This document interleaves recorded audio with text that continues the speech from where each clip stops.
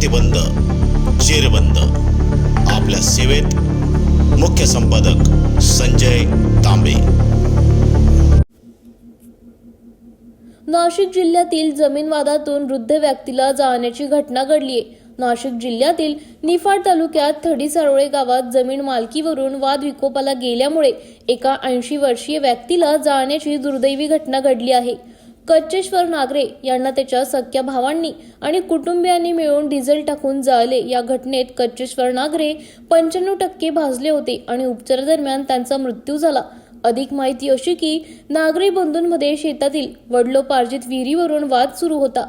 कच्चेश्वर नागरे हे मंगळवारी शेतात घराजवळ साफसफाई करत होते आणि ते घरात एकटे होते। ही संधी साधून त्यांचा धाकटा भाऊ चांगदेव नागरे, भाऊजाई आणि पुतण्यांनी कच्चेश्वर नागरे यांच्या अंगावर डिझेल ओतून त्यांना पेटवून दिले।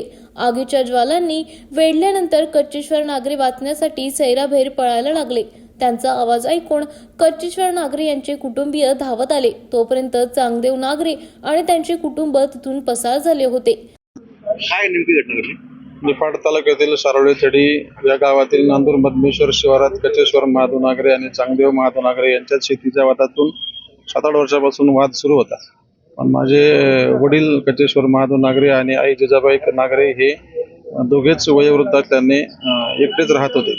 भाऊ शेजारी राहत होता, पण तो कामाच्या निमित्तानं बाहेर गेला होता आणि त्यांनी एकांताचा फायदा घेतला आणि जीवे मारण्याच्या उद्देशाने त्यांच्यावरती डिझेल सदृश काहीतरी वस्तू फेकून त्यांना मारण्याचा प्रयत्न केला आणि तिथून त्यांनी पळ काढला।